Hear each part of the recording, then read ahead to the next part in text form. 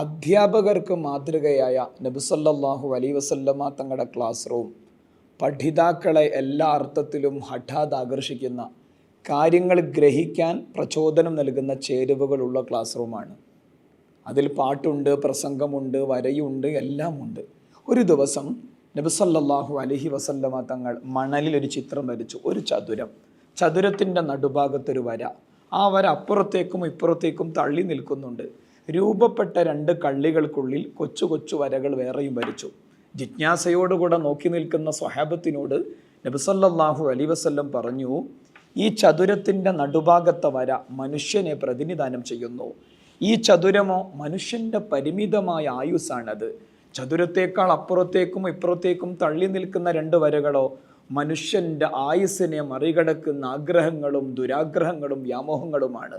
ആ രണ്ട് കള്ളികൾക്കുള്ളിലെ കൊച്ചു കൊച്ചു വരകൾ മനുഷ്യ ജീവിതത്തിലെ അപകടങ്ങളെയും രോഗങ്ങളെയും പ്രയാസങ്ങളെയും പ്രതിനിധാനം ചെയ്യുന്നു.